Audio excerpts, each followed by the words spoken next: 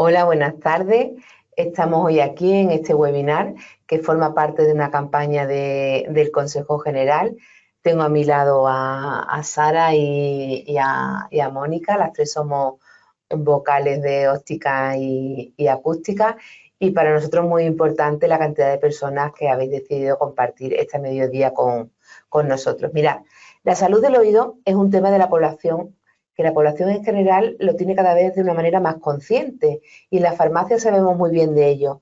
Durante todo el año recibimos consultas y prescripciones para otitis, para oído del surfista, obstrucciones del oído, casos de perforaciones timpánicas, traumas acústicos, incluso barotraumas. Y, como no, consultas sobre prevención y cuidados e higiene del oído. Los profesionales, tanto farmacéuticos como farmacéuticos audioprotesistas, tenemos que ser muy sensibles a esta demanda de la sociedad. Tenemos que formarnos y tener las ideas muy claras sobre cuándo podemos hacer una indicación farmacéutica y cuándo realmente debemos derivar al médico. Para ello, desde el Consejo General de Colegios de Farmacéuticos hemos lanzado una campaña sobre la salud del oído en las distintas etapas de la vida, que realizamos en colaboración con el laboratorio Rey Jofre, y que durante este año 2024 se centrará en la infancia y la adolescencia, que es el tema del que vamos a hablar hoy. Y en el 2025 abordará la salud del oído en adultos y seniors. Todo el material de la campaña se envió a finales de mayo a los colegios provinciales y está disponible en la web del Consejo, en el espacio Campañas y de la Vocalía Nacional de Óptica y Acústica. También veréis mucha información sobre la campaña en redes sociales. Parte del material de esta campaña lo estoy enseñando aquí para que veáis lo didáctico que puede ser y la gran ayuda que puede ser en nuestra farmacia. Aparte de este material que va dirigido tanto a pacientes como a farmacéuticos, tenéis una guía en la que toda esta información se amplía. Hoy vamos a hacer un webinar con un formato realmente un poco diferente. Vamos a tener un debate coloquio entre nosotras tres durante 60 minutos y posteriormente, como no puede ser de otra manera, vamos a dar paso a todas las preguntas que vosotros nos hagáis en el chat. E incluso algunas de ellas podemos irlas introduciendo a lo largo del webinar, porque ya os digo que nuestro objetivo es que sea dinámico y que todas vuestras dudas queden clarificadas. Os voy a presentar a los ponentes. Para profundizar hoy en la campaña tenemos a Sara Gutiérrez, vocal de óptica y acústica del Colegio de Vizcaya y coordinadora de la campaña para la parte de salud del oído en niños. Esto sabe bien Sara porque tiene dos mellizos que creo que tienen 2 años, ¿no? Eso es. Mónica Franco, vocal de óptica y acústica del Colegio de Huesca y coordinadora de la campaña de la parte de salud y oído en adolescentes, y también por el tema de los hijos es una experta en adolescencia. Así que buenas tardes a las dos y comenzamos con las preguntas. Buenas tardes. Buenas tardes. Comenzamos, Sara, de forma general. ¿Nos puedes explicar cuáles son los criterios de derivación al médico que debemos tener en cuenta desde la farmacia cuando nos llega una consulta relacionada con la salud del oído? Bien, pues desde el mostrador de nuestra farmacia, cuando los pacientes nos preguntan sobre la salud del oído, tenemos algunos criterios que, sin ser de urgencia, nos hacen remitir a estos pacientes al médico. Pueden ser cuando, por ejemplo, presentan dolor en el oído que empeora al tragar. También en ocasiones puede ocurrir que haya secreciones o exudados que salgan del oído hacia el exterior, que pueden estar enmascarando una rotura timpánica, por ejemplo. Este sería otro caso de enviar al paciente al médico. Cuando nos refieren este sonido interno del oído que denominamos tinnitus o acúfenos, sobre todo que no remiten. Es otro de los casos en los que debemos enviar al otorrino. Cuando vienen con un enrojecimiento en la zona de la oreja, sobre todo si este enrojecimiento cursa con una inflamación. Entonces, depende cómo sea el caso, le recomendaremos también que vaya a su médico para que le eche un ojo. Hay veces que, bueno, los pacientes tienen también un taponamiento en el oído. a veces son transitorios, pero si ya el taponamiento, la sensación de taponamiento, ellos la refieren durante un tiempo prolongado, les podemos aconsejar que acudan al médico. Muchas veces este taponamiento viene acompañado de una pérdida de audición. La pérdida de audición, la verdad que puede ser por muchos criterios en relación con el oído. Así que también estaría bien que el otorrino aquí echase un ojo.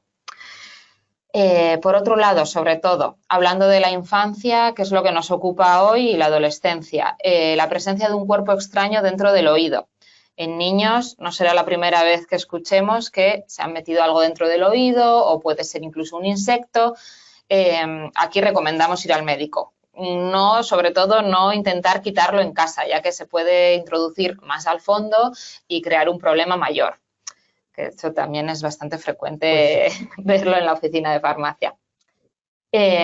Si, por ejemplo, observamos que en el pabellón auditivo hay vesículas, picor, nos puede dar una idea de un herpes. También en estas ocasiones, importante mandar al médico. Y otros casos pues podrían ser ya más relacionados quizás con el oído interno, como puede ser la presencia de mareo, vértigo, estas situaciones que sin causa aparente también es recomendable enviar a los pacientes al otorrino para que pueda darles un buen consejo.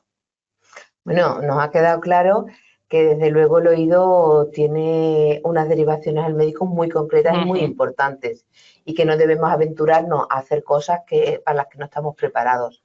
Por lo tanto, dejado bien claro cuándo llevar al médico, algo podremos hacer en el oído, ¿no? Por ejemplo, podemos hacer, Mónica, una correcta higiene del oído. Bueno, pues sí, es importante una buena higiene del oído para que esa salud auditiva esté presente.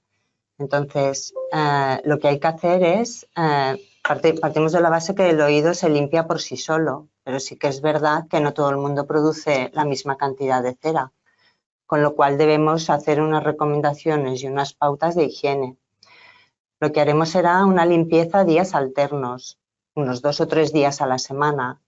Lo que no haremos será una higiene diaria porque hay que recordar que el cerumen es importante, es un mecanismo de protección de nuestro conducto auditivo, con lo cual haremos una higiene por dentro y por fuera en la ducha. Una vez salgamos de la ducha secaremos la zona sin presionar el conducto auditivo y una vez ya hecha la higiene externa podemos hacer una higiene del conducto auditivo mediante unas soluciones que encontramos en las oficinas de farmacia, que son unas bases acuosas con oligoelementos que introduciremos en el interior del conducto con la cabeza inclinada y mantendremos 1 o 2 minutos para que ejerzan su acción. Y posteriormente ya poner la cabeza en posición vertical para eliminar el excedente. De esta forma hacemos una higiene del oído completa. Mónica, no te he oído nombrar los bastoncillos. Sin embargo, cuando tú le preguntas a alguien cómo se limpian los oídos, la mayoría de los pacientes te explican que con un bastoncillo. Y yo creo que podríamos aprovechar y poner un vídeo sobre qué ocurre con el oído y los bastoncillos de algodón. ¿Es recomendable utilizar bastoncillos de algodón? Tu farmacéutico informa. El conducto auditivo externo presenta unas glándulas que son las responsables de la producción del cerumen en el oído. El cerumen posee una función protectora y junto con el vello existente en el canal auditivo es responsable de atrapar el polvo y otros materiales que pueden dañar las partes profundas del oído como el tímpano. Es, por tanto, una sustancia natural y necesaria que producimos para proteger el oído de la suciedad externa y de la humedad y que tiene la función de hidratar la piel del conducto auditivo. Debemos de dejar de lado la falsa creencia que la presencia de cerumen en los oídos es suciedad o falta de higiene y tener presente que un exceso de limpieza puede ser contraproducente, ya que desprotege la zona y la hace más susceptible de la acumulación de bacterias. De forma general, los oídos se limpian por sí solos. Este mecanismo de autolimpieza se realiza al masticar e incluso al dormir. Mientras realizamos actividades cotidianas, la cera se desplaza por el canal auditivo desde el interior al exterior, hasta su expulsión.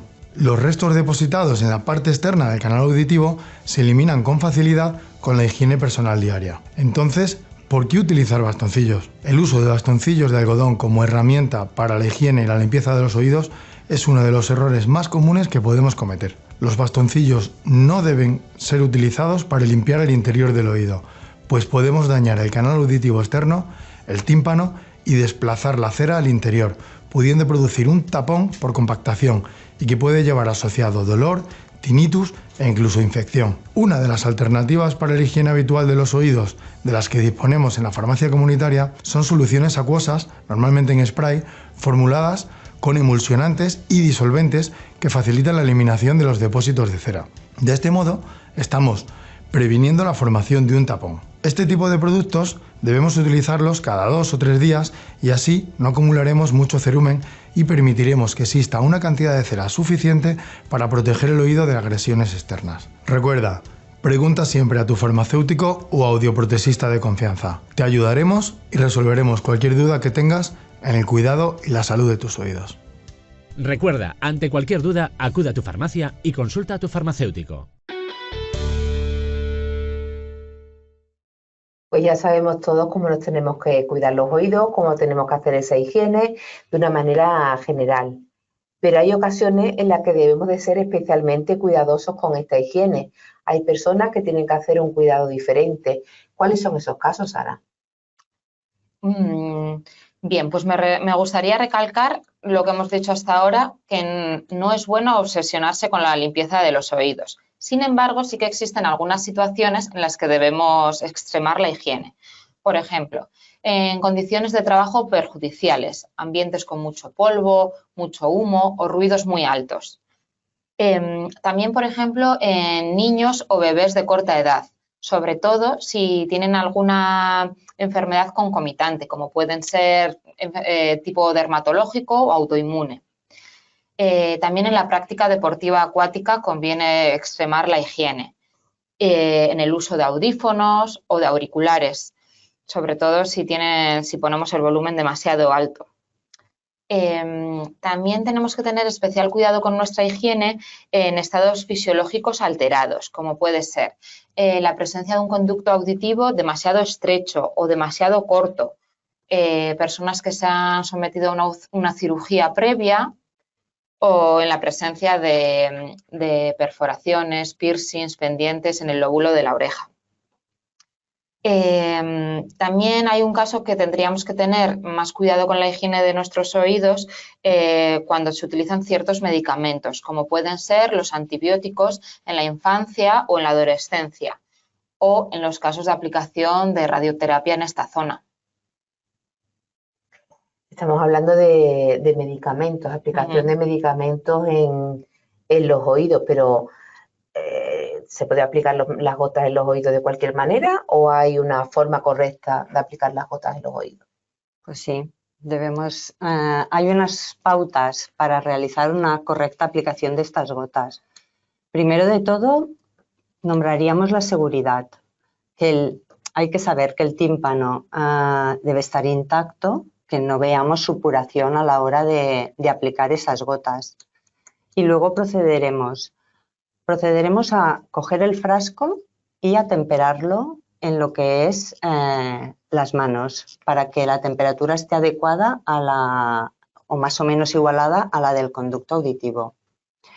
Lavaremos bien las manos y la zona donde vayamos a aplicar esas gotas. Y inclinaremos la cabeza hacia un lado y tiraremos hacia atrás la oreja y un poquito hacia arriba para abrir ese conducto auditivo. De esta manera facilitamos la entrada de gotas. Luego colocaremos ese frasco en posición vertical sin que haya rozamiento alrededor de la zona para evitar la contaminación de esa solución. Y dejaremos caer la solución, las gotitas, a través de la pared del conducto auditivo. Una vez ya aplicadas las gotas, permaneceremos con la cabeza inclinada durante un minutito o durante un tiempo para que se produzca la absorción de aquel medicamento. Hay algunas recomendaciones que es importante que se sepan una vez aplicadas las gotas, y es que no debemos aplicar ni una torunda de algodón en el interior del conducto, ni una gasita, porque esto supone que haya una posible absorción por parte del algodón de ese medicamento, disminuyendo la eficacia del tratamiento. Y hay otra recomendación también que hay que recordar o hacer hincapié, porque muchas veces el paciente tiene duda. En el momento de olvido de una dosis es importante no duplicar esa dosis. Es decir, aplicaremos la dosis tan pronto recordemos que hemos tenido ese olvido. Si está cerca de la siguiente dosis, esperaremos a la toma correcta, pero instilaremos solo la dosis que le corresponde, no doblaremos dosis para compensar esa falta de ese olvido de la dosis anterior. Realmente me parece bastante importante todo lo que nos has contado y creo que es una de las cosas más básicas que debemos enseñar en la farmacia. ¿Os parece si vemos un vídeo en el que repasemos todas las cosas que tú has dicho de una manera sencilla? Sí. ¿Cómo aplicar las gotas en el oído? Tu farmacéutico informa. En ocasiones es necesario utilizar medicamentos para tratar infecciones u otros problemas que se producen en el oído. Estos medicamentos suelen aplicarse en forma de gotas. Las gotas ópticas o gotas para el oído son productos que se aplican en el canal auditivo externo. Aunque su uso es muy sencillo, es importante tener en cuenta una serie de recomendaciones para evitar dañar el oído o agravar el problema que queremos tratar. Lo primero de todo es lavarse bien las manos para evitar contaminar las gotas que vas a manipular y asegurar que el oído está bien limpio y seco antes de aplicarla. Para limpiar el oído externo puedes usar una gasa impregnada en suero fisiológico y secar posteriormente con otra gasa limpia. Antes de aplicar las gotas, pon el frasco entre las manos para calentar un poco su contenido y hacer que la aplicación sea más agradable. Revisa las instrucciones de uso, ya que en algunos casos será necesario agitar el envase antes. Al aplicar las gotas, inclina la cabeza hacia un lado y sostén el frasco de forma vertical sobre el oído afectado. Tira ligeramente del lóbulo de la oreja hacia abajo para abrir el canal auditivo y facilitar la penetración de la gota. Aplica la cantidad de gotas indicadas sin tocar el oído con el envase e intentando que éstas resbalen por el canal auditivo. Mantén la cabeza inclinada unos segundos.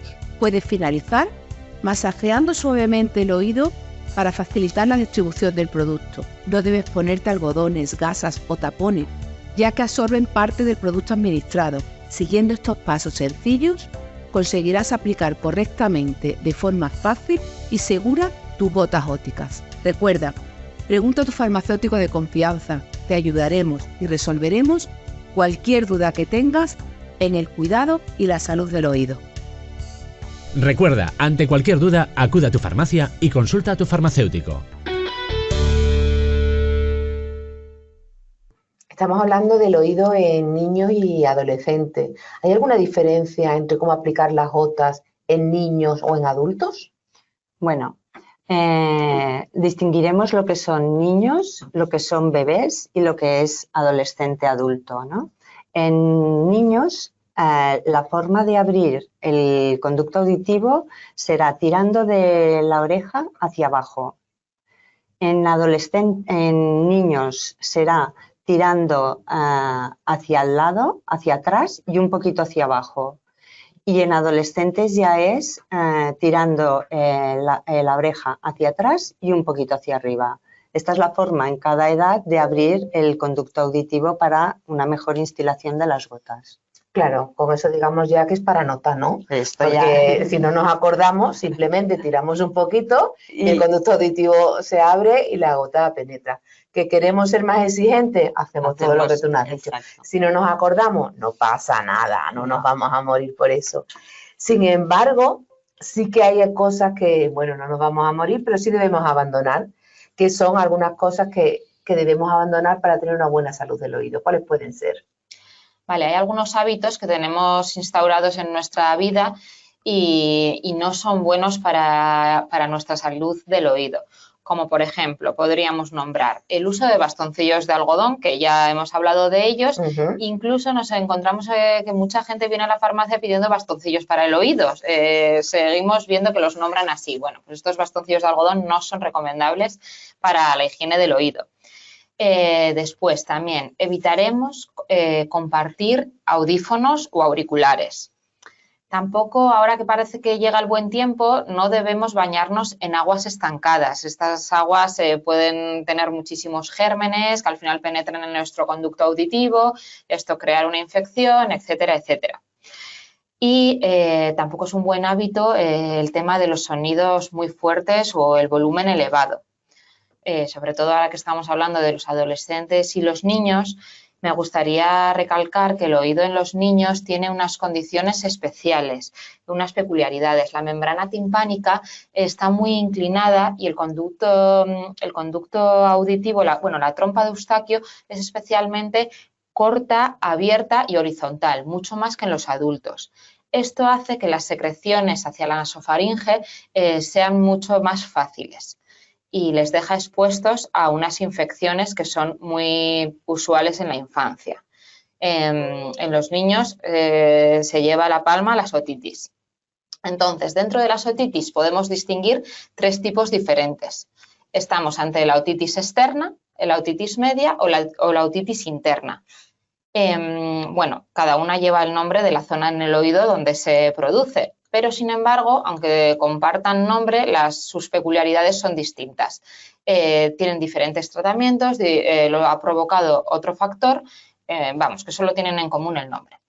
Entonces, la otitis externa. La otitis externa es la que es más típica del verano. Suele estar asociada a la presencia de agua, del baño, cuando empezamos la época de piscina, sobre todo, y suele estar provocado por Pseudomonas. La otitis externa es una infección en el conducto auditivo externo. No suele llegar hasta la membrana timpánica y es una infección de la piel de ese conducto auditivo. Esta otitis suele provocar dolor, sobre todo al tocarse o al tragar. No es frecuente que dé fiebre y normalmente se trata con antibióticos de uso tópico, con gotas de antibiótico, que ya hemos hablado de cómo se instilan. También se puede aconsejar algún analgésico si produce mucho dolor. Después tenemos la otitis media. La otitis media es radicalmente opuesta, es la típica del invierno. Sobre todo se da asociada a catarros y a la presencia de mucosidad. Es precisamente esta mucosidad cuando se instala en el oído medio la que provoca el dolor. Cuando es una mucosidad que no sale con facilidad, se queda ahí estancada, es densa y va provocando una inflamación. Esta inflamación al final provoca una otitis media y observamos sobre todo la membrana del tímpano enrojecida, abombada. Suele provocar fiebre alta y dolor. Dolor por el acúmulo de ese moco, por la tensión que se produce. En algunas ocasiones también puede llegar a perforarse la membrana timpánica y salir la secreción al exterior, una secreción como mucopurulenta. En estos, cuando sucede eso, los niños suelen notar un alivio porque ya ha bajado la tensión en esa presión que se estaba acumulando en el oído interno y notan alivio. Pero no obstante es una infección que se suele tratar con antibióticos vía oral. Lo más frecuente en estos casos suelen ser los jarabes de antibiótico y también podemos dar analgésicos, ibuprofeno, paracetamol, ya que suele cursar con fiebres altas. Después de esta tendríamos, y en este caso la infección viene desde el interior. No es como en el caso de la otitis externa, que estaba provocado por un germen del exterior. Y luego tenemos la otitis interna. Esta es diferente, se da en la parte del oído más interna donde reside el centro del equilibrio, la cóclea. Entonces no sabemos muy bien cuáles son las causas que la provocan. En niños y en adolescentes no es tan frecuente como las otras dos, pero sí es muy incapacitante ya que provoca vértigos, mareo, pérdida de equilibrio o una sensación de pérdida de equilibrio, incluso vómitos. Las otitis es lo más frecuente que tenemos en este rango de edad. Pero también podemos encontrarnos otras situaciones en el mostrador de la farmacia, como pueden ser las obstrucciones. Las obstrucciones por presencia de un cuerpo extraño también son bastante típicas de la infancia. También podría ser una obstrucción por la presencia o bien de moco o por la presencia de cera, de cerumen. Entonces, esto lo que provoca sobre todo suele ser la molestia, pérdida de audición, el taponamiento e incluso a veces los mareos. Bueno, como decía, también a menudo podemos encontrar exudados o secreciones que salen desde nuestro oído hacia el exterior. Dependiendo de su origen, pueden ser sanguinolentas, transparentes o mucopurulentas. Esto nos podría dar un poco idea de qué está pasando en el oído, pero igualmente serían casos para remitir al médico. Claro. Tenemos claro, porque es precisamente la primera pregunta del webinar de hoy, ¿cuándo remitir al médico? Aparte de eso, le podremos añadir cuando tengamos dudas, cuando no tengamos claro qué es lo que le tenemos que decir. Pero a mí me gustaría que insistieras un poco más en qué se diferencia la anatomía del oído en los niños y de los adultos para que podamos comprender y explicar a los padres o a los cuidadores cuando vienen a la farmacia y nos preguntan ¿por qué este niño coge tantas otitis? Sí, esto básicamente es por la anatomía de los niños. El oído en los niños tiene unas peculiaridades que según vamos creciendo pues ya dejan de ser tales. Sobre todo es que la membrana timpánica está muy inclinada y la trompa de Eustaquio, que conecta el oído medio, es muy corta, está más abierta y más horizontal. En los adultos ya es más vertical y entonces pasan menos las secreciones desde la nasofaringe, pero en los niños esta condición precisamente de su oído por su anatomía es lo que les hace más vulnerables. Mira, hemos hablado de las otitis, que eso durante todo el año, pero tenemos una infografía que es específica para farmacéuticos que se llama Problemas del oído en niños y adolescentes relacionados con el entorno acuático. ¿Podrías hablarnos un poco de qué otros problemas relacionados con el oído tenemos especialmente en esta época del año? Sí, pues aquí estamos hablando del oído del nadador. El oído del nadador, bueno, es típico del verano, las otitis externas, todo esto está relacionado. Y me gustaría dar unos consejos para poder evitarlo. Sobre todo, secar bien los oídos después de nadar o después del baño. Evitar una exposición prolongada. Y sobre todo si el agua está muy fría, evitar que los niños se estén bañando durante mucho tiempo. Y luego también tenemos tapones o gorros específicos para estos niños que suelen coger las otitis con mucha recurrencia, conviene proteger sus oídos del agua. Entonces, estas recomendaciones serían bastante prácticas para el verano. Por otro lado, los niños también suelen sufrir el dolor de oídos, va acompañadas a veces de estas otitis. Es un síntoma de múltiples trastornos, también de resfriados, de infecciones, incluso de infecciones dentales, que muchas veces se refieren al oído. Pueden producirse por la acumulación de líquido, como decíamos, en la otitis interna también el dolor del oído es un poco inespecífico y a veces va acompañado de la pérdida de audición o una sensación de taponamiento o de inflamación. En los niños aparece fiebre e irritabilidad y esta sensación de la tensión, de la presión en el oído interno se suele agudizar cuando el niño se tumba. Por eso a veces escuchamos que los niños lloran al ir a la cama. Muchas veces es este dolor de oído que aumenta la presión al tumbarse. Pues sí, la verdad es que esa pregunta también es frecuente tenerla, porque mi niño cuando se acuesta le duele el oído. Sí. O sea que gracias a ti pues la sabemos contestar. Pero claro, hay otro problema que tenemos con los niños y es aquellos niños que llegan y sobre todo en esta época de verano y cogen la oreja y se la quieren poner de arriba abajo taladrada. Nosotros como farmacéuticos tenemos que saber distinguir bien la diferencia entre la perforación del lóbulo de la oreja o un piercing. ¿Cuál es la diferencia, Mónica? Bueno, es importante decir que en la farmacia desde hace tiempo colocamos lo que son pendientes o perforamos lo que es el lóbulo de la oreja. Entonces, hay que tener claro, cada comunidad tendrá su normativa, pero hay unas pautas que hay que tener claro desde la farmacia.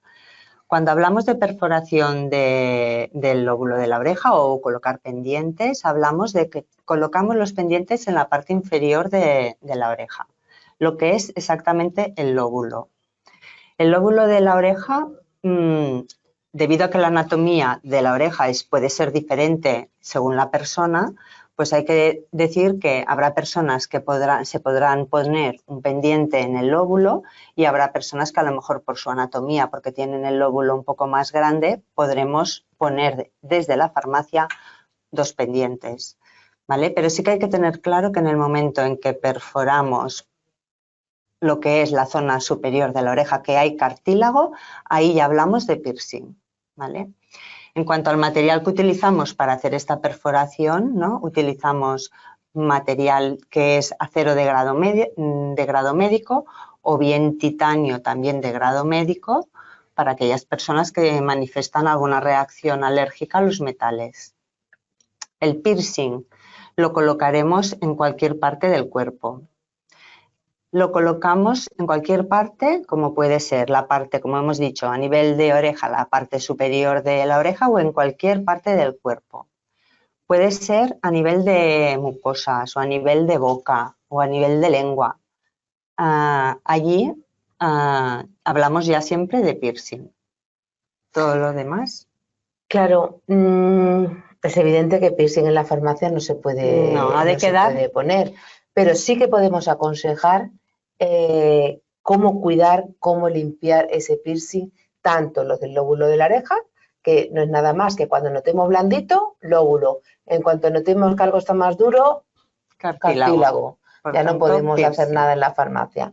Pero sí que es verdad que nos van a llegar, que nos vengan de estos centros que ponen piercing y nos soliciten pues algo con lo que cuidarse el piercing, algo con lo que cuidarse la perforación del lóbulo de la oreja, incluso si nosotros la hemos puesto, ¿no?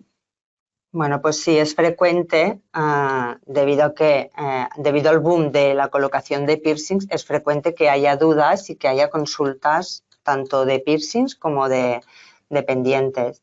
Entonces, lo primero que hay que decir es que la zona debe de haber el mínimo rozamiento durante los primeros días. Entonces, hay que tener una serie de precauciones. Pues precauciones, evitar que, por ejemplo, el pelo o la melena nos arrastre porque puede llevar a alguna infección. O bien la gente joven que utiliza motos, el poner y sacar el casco. También podemos hacer un arrastre a la hora de los piercings y pendientes en la oreja. O bien cualquier situación, por ejemplo, en los piercings, la ropa ajustada. La ropa ajustada también hay que tener precaución en esta gente, ¿no? En el uso en recién colocados los piercings. En cuanto a la higiene hay que recordar que hay que ser estrictos y sobre todo según en la zona donde se haya hecho el piercing. En el pendiente sí que es verdad que cicatriza mejor, pero el piercing da lugar a más infecciones. Con lo cual, aplicaremos una solución jabonosa cada día, 2 o 3 veces al día, secaremos la zona y aplicaremos una solución antiséptica después. En la zona donde podemos encontrar piercings a nivel de mucosa, pues allí hay que ser un poco más precavidos, porque puede haber restos de alimentos y porque puede facilitar haber más foco de infección.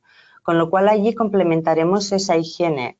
Después de una buena higiene de la boca, complementaremos con un colutorio importante que sea sin alcohol, ¿vale? Para que acabar de arrastrar los restos de comida que pueda haber. Pasado el tiempo, pasados los primeros días, podremos hacer algún pequeño movimiento en el pendiente para evitar que quede adherido ese tejido cicatricial, ¿vale? Y ya, una vez pasa el tiempo y han pasado, que hay que recordar también que esto también es importante, que el tiempo de cicatrización no van a ser unos días, pueden ser o semanas, para el caso de los pendientes que cicatrizan antes, el lóbulo, o puede pasar meses, que puede llegar hasta un año para la cicatrización de un piercing, según la zona donde esté hecha. Entonces, una vez ha pasado ese tiempo y nosotros vemos que no hay dolor, que no hay inflamación, que no hay enrojecimiento, podremos pensar en hacer un cambio de ese piercing o pendiente. Para ello lo que haremos será lavar bien las manos, quitar el pendiente o piercing que hay puesto y lavar con una solución jabonosa el nuevo que vayamos a incorporar.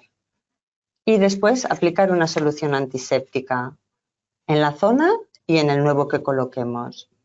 Y esto ya estará listo para hacer el cambio. Y sobre todo tener precaución de posibles infecciones.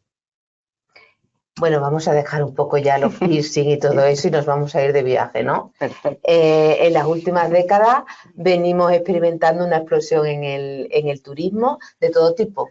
Nacional, casas rurales, urbano, internacional, turismo de aventura, cultural, podemos hacer lo que queramos. Y además nuestros adolescentes cada vez viajan antes, cada vez son más independientes, sacan su dinerillo y se van de viaje. Pues bien, estas salidas cada vez más numerosas, pues también hace que cojamos más aviones. Y claro, los oídos sufren a veces en el avión. ¿Me puedes decir que en los aviones, cada vez que experimentamos esos taponamientos del oído, cómo podemos evitarlo? Sí, bueno, es fácil. En el momento en que se producen cambios de altitud, se producen unos cambios de presión. Entonces, se produce una diferencia de presión entre la parte exterior del tímpano y la parte interior, produciendo el taponamiento. ¿Cuándo se produce esto? Pues bueno, cuando viajamos en avión en el momento del despegue y del aterrizaje. O bien viajamos con coche por carreteras de montaña, que estamos durante un rato o subiendo o bien bajando. O bien practicando actividades acuáticas como puede ser el buceo. También hay cambios de presión al ir descendiendo hacia abajo y en el momento del ascenso. Para que entendamos un poco ¿cómo vamos a solucionar este taponamiento que se produce? Bueno, pues diremos que se produce, la trompa de Eustaquio se obstruye. La trompa de Eustaquio conecta el oído medio con la parte superior de lo que es la garganta y la parte posterior de las fosas nasales. Con lo cual, si facilitamos la entrada de aire a esta zona, lo que haremos será equiparar las presiones a ambos lados y desaparece ese taponamiento. ¿Cómo lo podemos hacer esa entrada de aire? Bueno, pues fácil. Cuando en el momento del despegue o del aterrizaje lo que haremos será o bien abrir y cerrar la boca, o bostezar, o comer algo, algún chicle o algún caramelo o algo. Puede darse el caso que hechas estas maniobras no sea suficiente. Entonces, disponemos de una maniobra que se llama la maniobra de Valsalva, que lo que hacemos es exhalar aire taponando lo que es los orificios nasales y cerrando la boca. Esto también es un mecanismo que lo que hace es equiparar las presiones y nos desaparecería ese taponamiento. Bueno, pues esto es en cuanto a lo que es el cambio de las situaciones que nos podemos encontrar que den lugar a este taponamiento, ya en teoría solucionado. ¿Podríamos cambiar esta maniobra, por ejemplo, en niños por comer chicle o tomar un caramelo o algo así? Bueno, en niños es más complicado realizar la maniobra de Valsalva, pues porque a veces es difícil coordinar, si son pequeños, es difícil coordinar aquella exhalación de aire con tapar la nariz, con cerrar la boca, ellos tampoco a veces no acaban de entender. Entonces, la forma ideal sería prevenirlo, prevenir ese taponamiento, o bien dándoles a comer algún caramelo o mascando chicles si ya tienen edad, o bien haciendo juegos de abrir y cerrar la boca. También sería una forma de evitar el taponamiento en ellos que son más pequeños. Incluso lo podemos hacer A modo de prevención, ¿no? Exactamente. Antes de que vayan llegar. a tener el taponamiento. Claro, ya sería de un inicio jugar. Oye, Mónica, y por último, ¿qué me puedes decir de esos adolescentes que están todo el día con los auriculares, que van a conciertos con la música muy alta, con un ruido muy potente? ¿Qué ocurre con ellos? Bueno, hay que decir que este rango de población, que es la adolescencia, pues hacen un consumo importante en lo que es conciertos, uso de auriculares, volúmenes elevados, ¿vale? Entonces, nuestra labor es importante de prevención principalmente, porque lo que está claro es que ellos no van a dejar de asistir a conciertos y no van a dejar de usar los auriculares. Así que es importante que realicemos una labor de educación y enseñarles mecanismos de prevención para evitar que tengamos los problemas de hipoacusia o tinnitus que se presentan. Se presentan en estas situaciones que hay dos situaciones principalmente en las que ellos hacen usos tan expuestos que deberíamos enseñar y trabajar en este ámbito, que es el asistir a conciertos supone una exposición a un nivel de sonido elevado. Conciertos, bares de música elevada, discotecas, todo esto puede dañar el oído. Y la otra manera de que pueda haber daños en los oídos es mediante ese uso continuo en el tiempo, tanto de auriculares como pueden ser niños ya desde jovencitos juegan a videojuegos, ven películas en los ordenadores con los auriculares o escuchan música.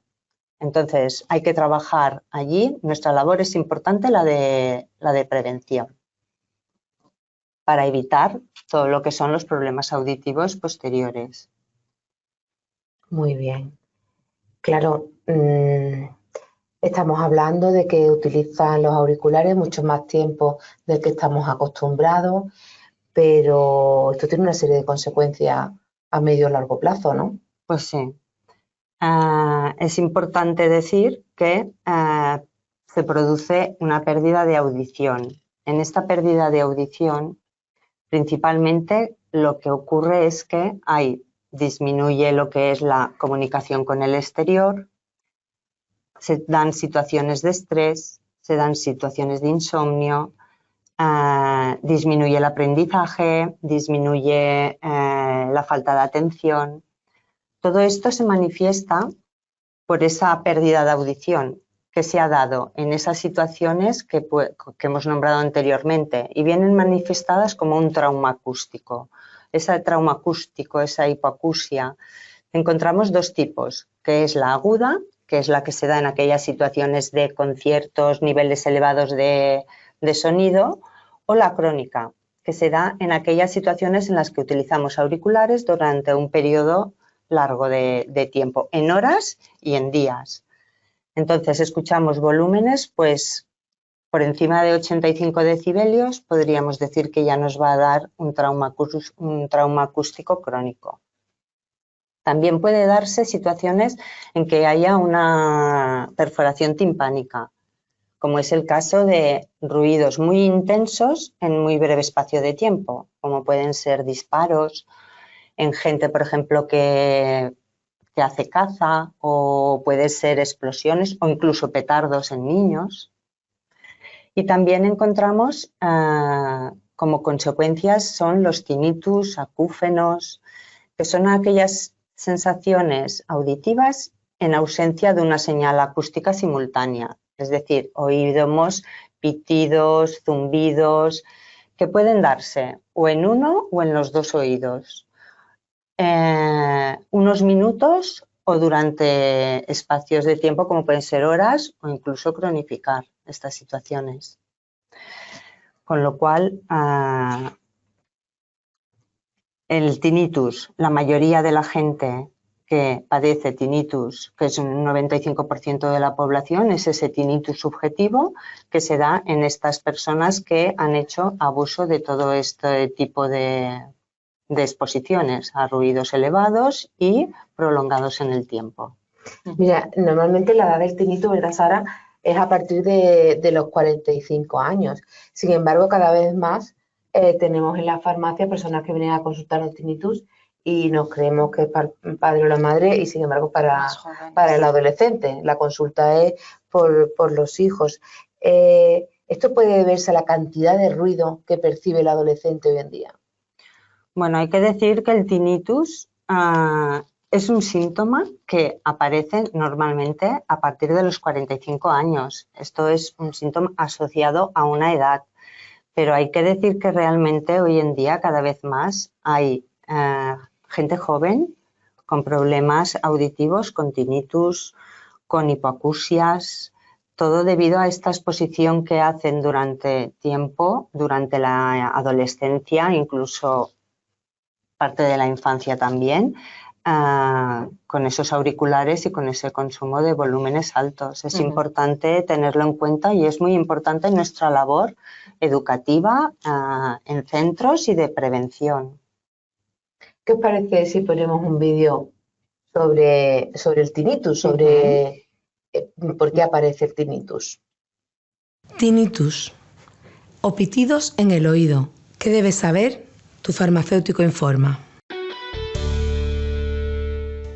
El tinnitus, también conocido como acúfenos, son ruidos habitualmente descritos como timbres o silbidos que afectan a uno o a ambos oídos. Generalmente son una percepción del sonido en ausencia de una señal acústica o eléctrica simultánea. Es decir, no hay una fuente causante de estos ruidos percibidos. Pueden ser sonidos tanto suaves como fuertes y también agudos o graves. Los ruidos se describen como rugidos, chasquidos, siseos y zumbidos. Se estima que el 14% de la población mundial ha experimentado tinnitus alguna vez en su vida. Es más frecuente con la edad, aumentando su incidencia a partir de los 45 años, y no se aprecian diferencias significativas entre sexos. En cuanto a los principales factores de riesgo para la aparición de tinnitus, podemos destacar la edad, la exposición previa a ruidos excesivos o la pérdida de audición, algunos factores asociados al estilo de vida como puede ser el consumo de alcohol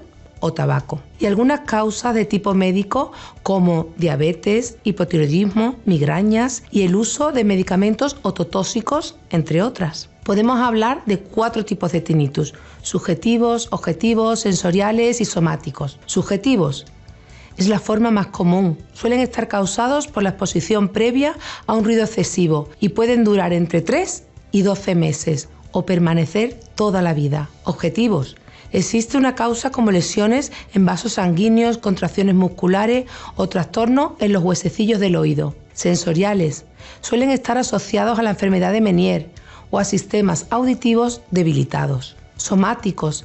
Derivados de una afectación somatosensorial en la cabeza o en el cuello. El diagnóstico lo realiza el otorrino, principalmente a partir de la historia clínica y anamnesis del paciente. La realización de exploraciones otorrinolaringológicas a través de una otoscopia física tanto del oído o la mandíbula o el cuello y audiológicas mediante audiometrías. En cuanto a su tratamiento, en el caso de tinnitus objetivo o somático, se podrán utilizar medicamentos como vasodilatadores, relajantes musculares, anestésicos locales, ansiolíticos, etc. En el caso de tinnitus subjetivo, se pueden utilizar terapias acústicas en las que se emplean sonidos o se usa amplificación para enmascararlo y mejorarlo, además de la terapia psicológica. La persistencia del tinnitus puede llegar a provocar estrés, afectar al sueño, a la capacidad de concentración, generar cuadros de ansiedad o depresión y conducir a la pérdida de la audición. Recuerda, pregunta siempre a tu farmacéutico y audioprotesista de confianza. Te ayudaremos y resolveremos cualquier duda que tengas en el cuidado y la salud de tus oídos. Recuerda, ante cualquier duda, acude a tu farmacia y consulta a tu farmacéutico. Bueno, ya vemos que el tinnitus también está en adolescentes y la causa principal es el escuchar música continuamente. Por lo tanto, ¿qué consejos daríamos a esa población que escucha música tantas horas al día con los casquitos puestos? Bueno, pues hay unas normas, hay una serie de puntos que debemos de tener muy muy puestos en memoria para evitar pues todas esas hipoacusias, ¿no? Porque puede prevenirse. Con lo cual, los especialistas recomiendan la regla del 60-60. Esto implica que supone colocar el volumen de los auriculares o de los dispositivos electrónicos a un máximo del 60% del volumen total y durante un tiempo máximo de 60 minutos, poquito, ¿no? Con lo cual, toda hora que alarguemos de más ese contacto con ese sonido, lo que haremos será un descanso de 5 o 10 minutitos por cada hora de más que estemos usando esos dispositivos. Otra forma es utilizar los volúmenes bajos a la hora de escuchar música o a la hora de utilizar los dispositivos. Hay unos dispositivos, los auriculares, que ya vienen con un sistema de cancelación de sonido. Esto es importante porque no es necesario elevar el volumen de los auriculares para oír bien la música. También es importante cuando acudamos a conciertos, salas de música, etcétera, que sepamos que van a estar niveles elevados de sonido, es importante usar protectores auditivos, que hoy en día ya contamos con unos tapones que ya llevan unos filtros que nos permiten oír música, o estar en conciertos, pero con una protección de nuestros oídos.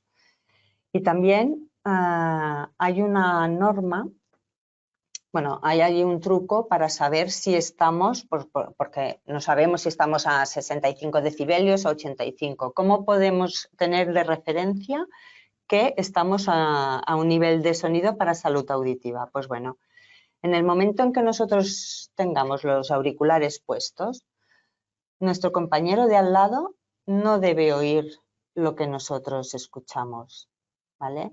Con lo cual, si él escucha, quiere decir que estamos haciendo un uso de unos niveles de sonido por encima de lo recomendable. Bajaremos el volumen hasta el punto de que nuestro compañero no oiga lo que nosotros escuchamos. Entonces estaremos a niveles de una buena salud auditiva.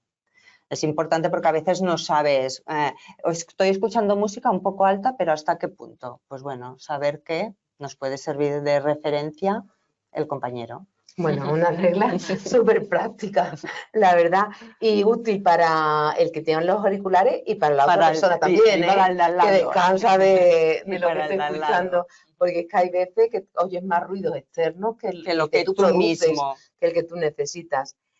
Hemos hablado de que tengas unos auriculares, pero hay muchos tipos de auriculares hoy en día. ¿Cuál nos recomiendas tú?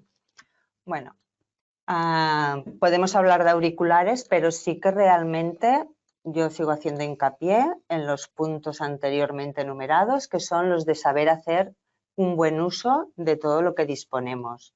Si hacemos una buena prevención, podemos utilizar auriculares u otros sistemas de protección adicional.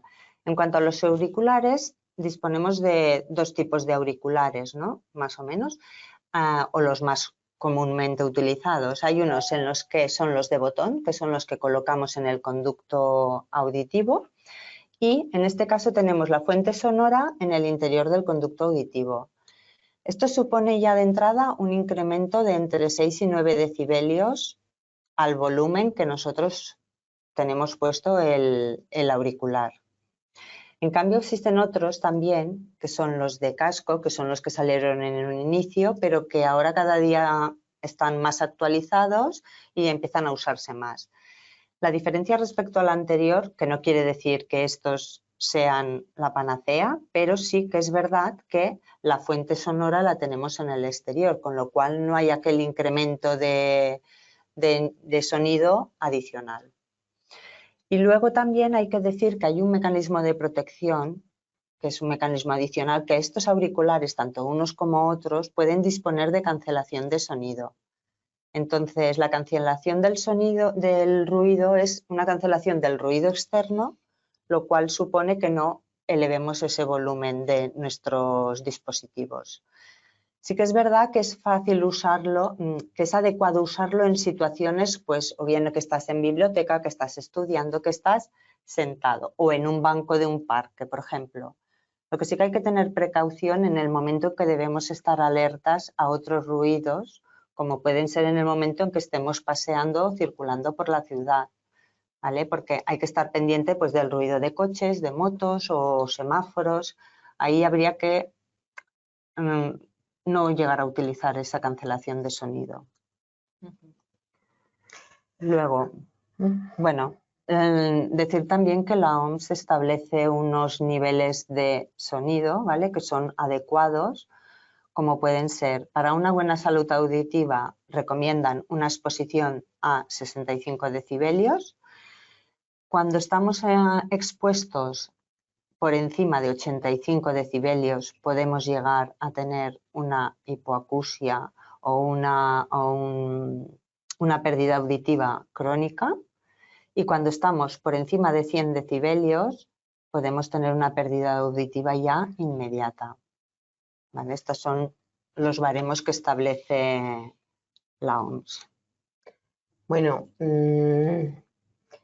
hemos aprendido la regla del 60-60 y hemos aprendido a que no debemos de hacer que el otro escuche lo que nosotros estamos escuchando. El compañero. Sí. El compañero. Eso yo creo que es importante como conclusión. Como referencia, sí. Pero, claro, hay unas cosas que hay veces que perdemos la audición.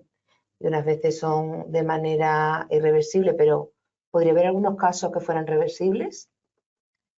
En el caso de los niños o lactantes, en la infancia sobre todo, las causas más probables de una pérdida de audición podrían ser las otitis, sobre todo la otitis media, por el acúmulo de líquido en el oído que hace que las ondas sonoras no se transmitan como de la forma habitual, y también el acúmulo de cerumen.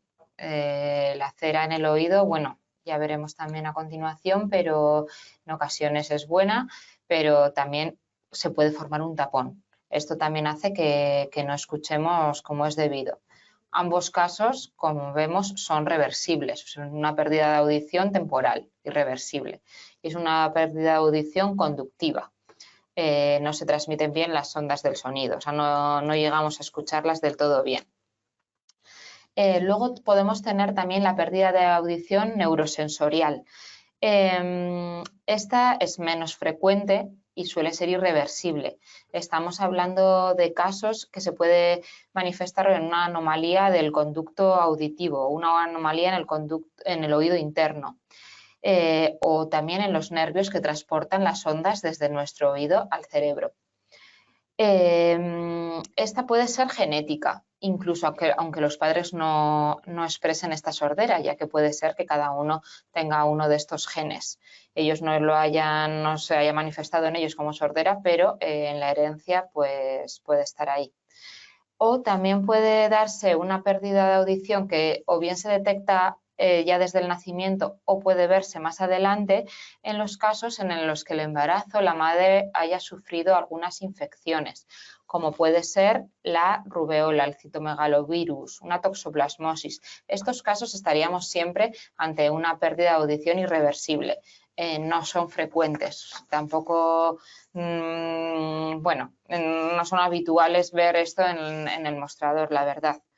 Sí que es verdad que también hay otros casos de pérdidas irreversibles en exposiciones a medicamentos o a químicos. Son casos también minoritarios realmente en nuestra práctica diaria. Vale, pero en nuestra práctica diaria algo que sucede frecuentemente es que nos digan, dame unas gotas para, ¿no? Entonces, ¿qué opinas de la recomendación de gotas ópticas desde la farmacia comunitaria? Bueno, mayoritariamente desde la farmacia debemos hacer una labor de prevención. Entonces, sí que es verdad que lo que más disponemos en cuanto a gotas ópticas son de prescripción, pero podemos enumerar una serie de gotas que podemos nosotros indicar o recomendar, ¿no? tenemos unas soluciones acuosas con oligoelementos para esa higiene del oído. Disponemos también de gotas cerumenolíticas para la eliminación de los tapones de oído una vez formados. Disponemos también de soluciones ácidas, que son soluciones secantes para esas poblaciones o para esa población que practica deportes acuáticos, que hace natación, los niños que en verano también están todo el día con la cabeza metida dentro de las piscinas y da lugar a otitis de repetición. Estas gotas también estarían indicadas. O bien también disponemos de pomadas o soluciones para aquellas patologías a veces asociadas, como pueden ser dermatitis atópica o dermatitis seborreica, etcétera. O sea que también hay recomendación desde la farmacia. Pues estas dermatitis atópicas muchas veces son el inicio de los tapones que se producen en los oídos, ¿verdad? Una pregunta que tenemos en el chat, y te la voy a hacer a ti, Sara, es que en el caso de que los pacientes nos pidan gotas cerumenolíticas con mucha frecuencia, ¿qué debemos hacer? Bueno, pues sí, si se ha formado un tapón de cera, lo correcto es aplicarnos este tipo de gotas cerumenolíticas para ir fragmentándolo e incluso a veces lo tiene que extraer un profesional. Pero no obstante, es verdad que a veces podemos ver que un paciente nos demanda estas gotas muy frecuentemente.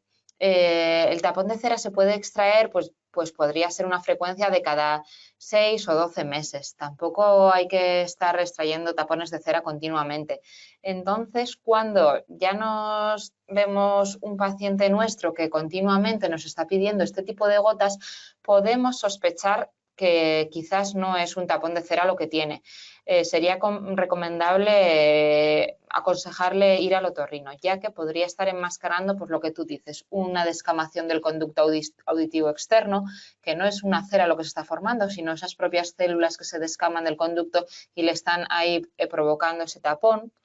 O también hay casos de otorosclerosis, de crecimiento óseo. Este es un hueso esponjoso que crece de manera normal, de tal manera que la cadena de huesecillos no vibra con las ondas sonoras como debería. Nos creemos que no escuchamos bien por un tapón y sin embargo no tiene nada que ver con esto. Entonces sí que es verdad que cuando vemos un paciente que nos quiere gotas cerumenolíticas muy frecuentemente, podemos sospechar de alguno de estos casos. Pues sí, la verdad es que la descamación en el conducto auditivo externo es muy importante y la agravamos ¿cómo? Usando bastoncillos de algodón. Volvemos a los bastoncillos de algodón. Personas que producen poquita cera acaban teniendo un tapón también porque presionamos esa cera sobre la parte más interna del oído precisamente con el bastoncillo de algodón, ¿no? Entonces, bueno, hoy somos enemigos del bastoncillo de algodón. A ver, otra pregunta que podemos hacer. En caso de otitis externa, ¿podrían otras enfermedades causarla? Por ejemplo, dermatitis seborreica, mira, está relacionada con lo que estamos hablando ahora. ¿Me la contestas tú, Mónica? Sí, que no solo este tipo de patologías como pueden ser las dermatitis atópicas o dermatitis seborreicas pueden llegar a producir esos tapones, sino que también pueden llegar a ser consecuencia de, bueno, pueden ser origen también de otitis, ¿no? Pues que se produce esa descamación, porque se produce esa proliferación de microorganismos, ese acúmulo de agua que macera y da lugar a esas otitis. Aparte de la dermatitis seborreica y la dermatitis atópica, también nos encontramos con acné. Acné en esta zona, ya de por sí el acné supone una proliferación de microorganismos, con lo cual también llega a macerar y llegar a producir esas otitis también, a consecuencia de unas patologías previas que ya existen en la zona. Dice, en la farmacia tenemos gotas con excipientes acuosos y oleosos. ¿Cuándo recomendar cada uno? Bueno, En cuanto a gotas cerumenolíticas, disponemos de dos tipos de gotas cerumenolíticas, ¿no? Que son las de base acuosa, ¿vale? Que están compuestas por una serie de tensioactivos y emulsionantes, que la función es la de hidratar lo que es el conducto y el tapón y fragmentar ese tapón de las células de las células córneas, rompen el tapón y de esta manera se elimina al exterior.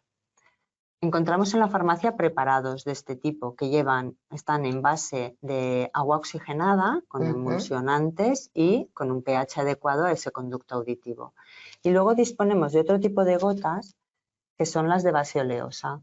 La función de este tipo de gotas es la de lubricar el conducto auditivo y eliminar el tapón íntegro al exterior. Encontramos con unos preparados también en oficina de farmacia que contienen el aceite de ricino, esencia de trementina, contienen algún anestésico para eliminar ese tapón. En cuanto a la efectividad de uno o de otro, ¿vale? O cuál utilizar, no hay una base científica que nos diga utilizar este o utilizar el otro.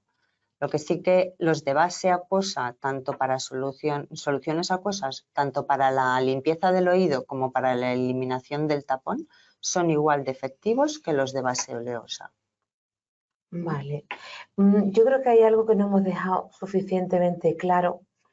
Vamos a dejar un poquito el chat y te voy a hacer una pregunta, Sara, porque habíamos hablado de que los niños tienen un oído de una manera diferente, con unas características propias. Tú nos habías hablado de la dificultad de hacerle la maniobra de Valsalva a los niños, por lo tanto tenemos que hablar de prevención. Prevención en vuelos, pero también prevención en buceo, ¿no? Bueno, sí, el buceo también más típico del verano de esta época y sobre todo por la anatomía de los niños o de los adolescentes, sobre todo por la diferencia de presiones, la diferencia de presión que tenemos en el medio aéreo externo y luego la presión en el agua, sobre todo cuando descendemos. Entonces, en el descenso el buceador debe ser capaz de hacer esta maniobra de Valsalva que nos ha explicado Mónica, cerrar la nariz y expulsar el aire. Entonces, decimos que menores de 8 años el buceo lo tenemos totalmente contraindicado porque no son capaces de realizarlo por sí solos para compensar esas presiones. Luego, cuando ya son un poco más mayores, de 8 a 12 años, pueden realizar el buceo, pero una precaución extrema. Hay que tener cuidado. Y a partir de esa edad, entre los 13 o los 16, bueno, pues valoraríamos las aptitudes de cada niño, explicándoles bien. Bueno, siempre se hace una formación previa, pero bueno, hay que explicarles bien y saber cómo lo tienen que hacer, porque el riesgo puede ser grave. Entonces, contraindicado totalmente el buceo en ciertas ocasiones, cuando, por ejemplo, nos encontramos niños con sinusitis recurrente, con otitis, niños que ya de por sí en el invierno cogen muchas otitis o con el agua muchas otitis externas, muy contraindicado el tema del buceo. Y con trastornos agudos de la ventilación tubárica también. Bueno, pues cuando ya estamos ante niños o adolescentes que tienen algún problema óptico, el tema del buceo hay que tener mucho cuidado para igualar las presiones. Pues mira, ya que estamos hablando de agua y una de las preguntas que nos hacen es qué tipo de gota secante podemos recomendar, yo creo que no lo puedes contar tú, ¿no? Sí. Pues sí. También en esta época, cuando nos bañamos en piscinas, en el mar, se queda agua en el conducto auditivo externo y entonces es recomendable unas gotas secantes para evitar estas infecciones. Entonces, podrían ser las gotas secantes a base de ácido bórico al 3%. Esto lo que hace básicamente es absorber el exceso de agua que se queda en nuestro oído y para evitar las infecciones. También existe el preparado oficinal de ácido bórico al 5%. Está indicado también con propiedades antisépticas. Después tenemos el alcohol isopropílico. Resulta de utilidad, ya que lo que hace el alcohol isopropílico es evaporar con mayor rapidez el agua que se ha instilado en nuestro conducto auditivo y así evitamos que pueda crear una posible infección. y luego con prescripción médica disponemos del ácido acético en concentraciones en torno al 2%.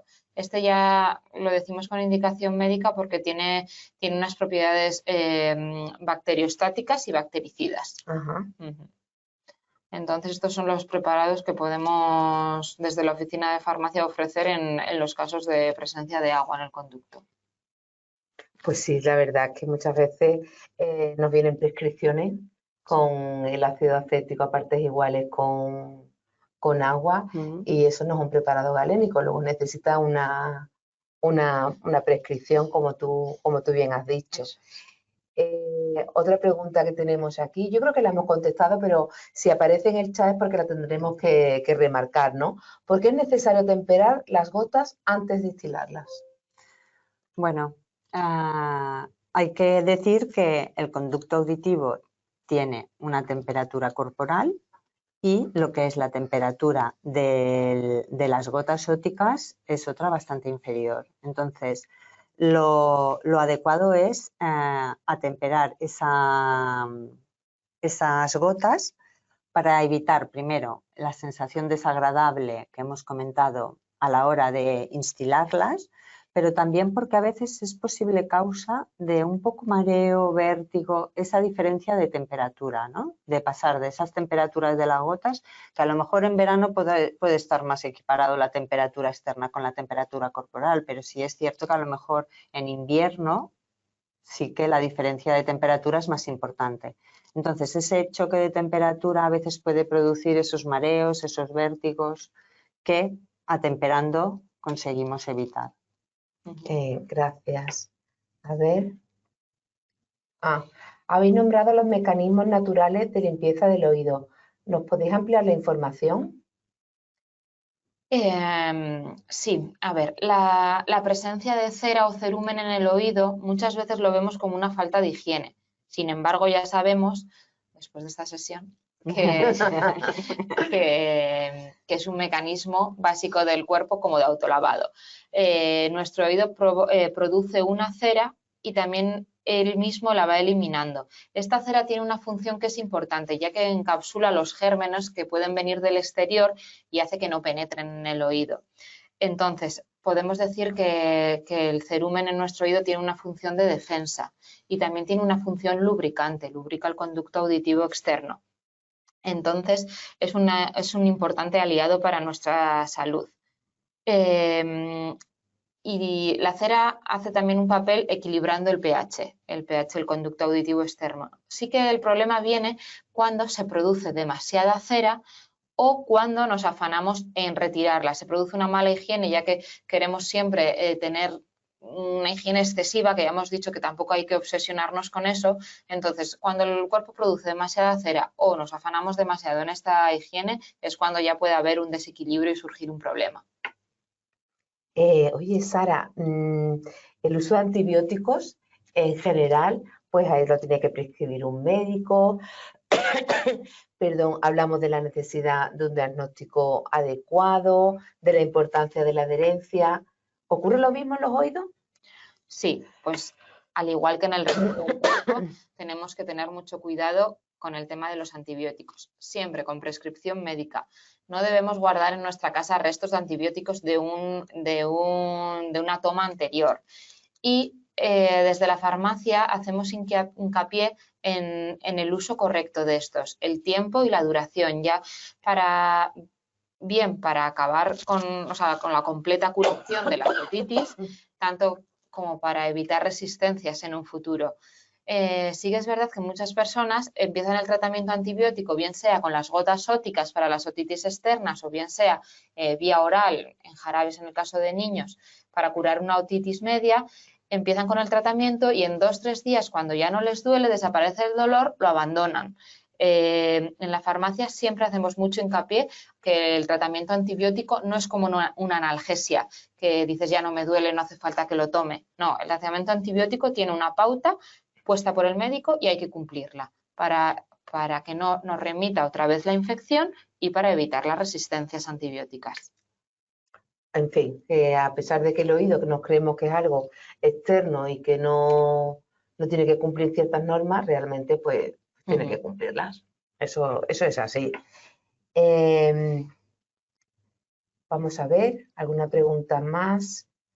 Habéis hablado de oído de nadador, oído de surfista, ¿qué diferencias encontráis? Mira, estás muy adecuada para la época del año en el que estamos, ¿verdad, Mónica? Pues sí, entramos ahora en época de este tipo de oídos. Entonces, podemos hacer una definición de cada uno para saber cuál es uno y cuál es otro y en qué situaciones se dan, ¿no? Bien, el oído del nadador es una inflamación, ¿vale?, del conducto auditivo que puede cursar o no con infección, ¿eh? Esto es importante.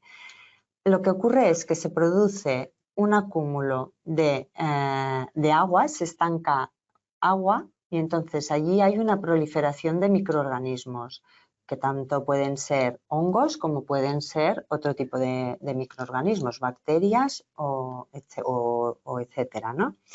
¿Cuándo ocurre esto? Esto ocurre, pues bueno, cuando estamos tiempo en el agua, como hemos comentado antes, en el caso de los niños ahora, las piscinas que están con la cabeza dentro del agua todo el día, o bien en aquellas personas que practican pues natación, que practican deportes acuáticos. La forma de prevenirlo, pues bueno, principalmente hay los tapones de oído para nadar, o bien gorros de natación también, o bien utilizar esas gotas secantes que Sara ha comentado para evitar que quede macerada o que quede estancada agua y pueda dar lugar a proliferación de este tipo de microorganismos. En cuanto al oído del surfista, el oído del surfista es un crecimiento anormal del hueso hacia el conducto auditivo, con lo cual en parte se produce un poco de taponamiento de ese oído. Ese conducto medio que no está del todo abierto hace que haya dolor después de la exposición al agua y también produce estancamiento de agua. Esto ocurre, el oído del surfista se da en estar en contacto con aguas frías. Entonces, este tipo de gente practica deportes, pues bien a mar abierto, como puede ser, o bien en el exterior, como puede ser vela o como puede ser piragüismo, que entrenan fuera. Entonces, medida de prevención es evitar ese contacto con el agua fría, o bien usar tapones, o bien también las lociones secantes también son adecuadas para este tipo de oído. Todo esto haría que prevenir la maceración para las posibles infecciones posteriores. Mira, como vamos bien de tiempo y todavía nos queda un poquito, a mí me gustaría cerrar con un resumen de cosas importantes que yo creo que podemos destacar. No hemos hablado de ototóxicos, y sin embargo, en la calle está el tema de los ototóxicos. Te dicen, es que el paracetamol, es que... Entonces, ¿hablamos un poquito de ototóxicos, Sara? Vale. Sí que es verdad que no son fármacos que se suelen utilizar mucho en la infancia y en la adolescencia. No obstante, vamos a recalcarlo. Hay medicamentos que pueden generar daño sobre las diferentes estructuras del oído. Suele ser un daño leve. Es un efecto adverso y suele ser también reversible. Puede manifestarse en forma de hipoacusia, en forma de tinnitus o acúfenos, tanto en uno como en los dos oídos. Y también como inestabilidad, mareo, sensación de vértigo, incluso vómitos podrían darse. La mayoría de los fármacos ototóxicos, bueno, podemos agruparlos en algunos, por ejemplo, los antibióticos, sobre todo los antibióticos aminoglucósidos. Los más utilizados pueden ser la citromicina. La citromicina es yo creo que es el que más podemos utilizar, la gentamicina o la neomicina, entre otros. Luego también generan ototoxicidad los diuréticos del ASA, que se suelen utilizar sobre todo para bajar la tensión como antihipertensivos, y podrían ser la furosemida y la torasemida. Son fármacos muy usados, no tanto en la infancia y en la adolescencia, pero son muy usados.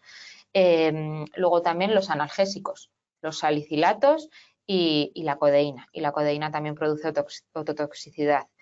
Y en el campo de los antiinflamatorios tenemos el diclofenaco, el ibuprofeno, que el ibuprofeno sí que es verdad que es el fármaco por excelencia, y el naproxeno. Esto sería la generalidad de los medicamentos que generan ototoxicidad. Sí que es verdad que también, bueno, en algunos antineoplásicos, como el cisplatino, pero bueno, ya estamos en casos mucho más puntuales. Pues me ha dado un pequeño repaso, ¿no? No hay que alertar, pero sí hay que intentar no abusar de aquellos medicamentos, sobre todo si tienes un sustrato previo para tener problemas de oído. Repasamos un poquito los criterios de derivación, cuáles serían los síntomas y los signos que nos deberían indicar una derivación a urgencias. Vale. Bueno, derivación a urgencia, podríamos decir dolor de oído, la presencia del dolor de oído con pérdida de audición, esto ya es de derivación a urgencias. El cambio en el color, en la textura y en la color, textura y densidad de lo que es el cerumen del oído, esto también es un indicativo de que puede haber alguna cosa detrás que hay que remitir a urgencias.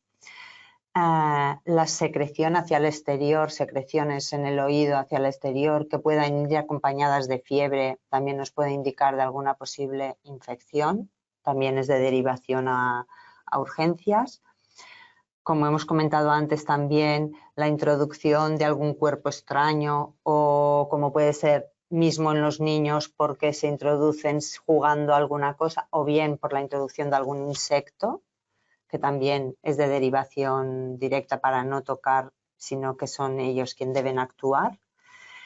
También hay otra situación como la presencia de pápulas alrededor del conducto auditivo con picor, que nos puede indicar la posibilidad de algún herpes. También hay que derivar para que sea el servicio de urgencias el que valore. Y luego también lo que es tinnitus, vértigos o un poco de pérdida de equilibrio también es de derivación a urgencias, a servicios médicos de urgencia porque puede haber detrás alguna patología no vista. Qué poca importancia le damos al herpes y cuántos problemas nos puede causar un herpes maculado, ¿eh? Tanto a nivel ocular, sí. Bueno, a nivel ocular y a nivel... En muchas cosas de las que hemos estado hablando hoy estaba yo pensando, lo mismo en los ojos, lo mismo en los ojos. Sí. Es que un día haremos la comparativa entre los ojos y los oídos porque son dos órganos bastante peculiares, ¿verdad? Sí. Importantes y que a veces son los desconocidos en la farmacia y por eso nos estamos encargando de prestarle más atención desde la farmacia comunitaria. Bien, hemos hablado de cosas, de derivaciones, pero dime qué no debemos hacer. ¿Bastoncillos? Me lo sospechaba. Sí. Ya sabemos que pueden crear un tapón al meter el cerumen hacia adentro. Tampoco debemos nadar en agua estancada por otitis y por los ojos. Otras cosas que no hacer, bueno, compartir audífonos o auriculares no conviene. Bueno, esto dentro de, si lo podemos evitar, no movernos en ambientes de mucho polvo, mucho humo, mucho ruido. Es verdad que a veces son las condiciones laborales que hay y en todo caso protegernos. Y pues estas serían así las indicaciones de no hacer. Del tema del ruido has hablado tú, estos niveles elevados del ruido. Yo creo que sí se pueden evitar muchas veces, pero bueno, nunca está de más la protección. Y estas serían las principales cosas de no hacer voluntariamente, por lo menos. Bueno, chicas, yo creo que hemos hecho un barrido bastante amplio del tema. Recordaros a todos la importancia de la campaña. Os voy a leer a modo de curiosidad para que os descarguéis. Por ejemplo, una de las que va dirigida a los farmacéuticos se llama Problemas del oído en niños y adolescentes relacionados con el entorno acuático, que hoy hemos hablado bastante de ella. Además está interesante por la época del año en la que estamos. La otra infografía que va dirigida a los farmacéuticos se llama Oído en la infancia y adolescencia y sus principales problemas, que es un resumen de todo lo que hoy hemos hablado. y las que van dirigidas a los pacientes. Nuestro objetivo es que los pacientes sepan qué podemos hacer por ellos desde la farmacia comunitaria. Una se llama Recomendaciones del farmacéutico para la buena salud de los oídos en niños y adolescentes, y la otra, cómo puede ayudar el farmacéutico comunitario ante la aparición de problemas del oído en niños y adolescentes. Toda esta información la tenéis ampliada además en la guía que se ha hecho, que la podéis descargar en farmacéutico. La campaña, os recuerdo que tiene un título muy sugerente, que es La salud del oído en las distintas etapas de la vida, y que este año hablamos de oído infantil y oído adolescente. Gracias al Laboratorio Rey Jofre por todo su apoyo. Es un laboratorio que nos está ayudando a poder hacer este tipo de campaña y que cada vez más profundicemos en la farmacia comunitaria, sobre todo las patologías ORL, y además hemos puesto a la farmacia en valor porque aumentamos la calidad de la información que damos en las patologías ORL. No hay nada más que estar bien formado para saber dar un consejo farmacéutico de calidad.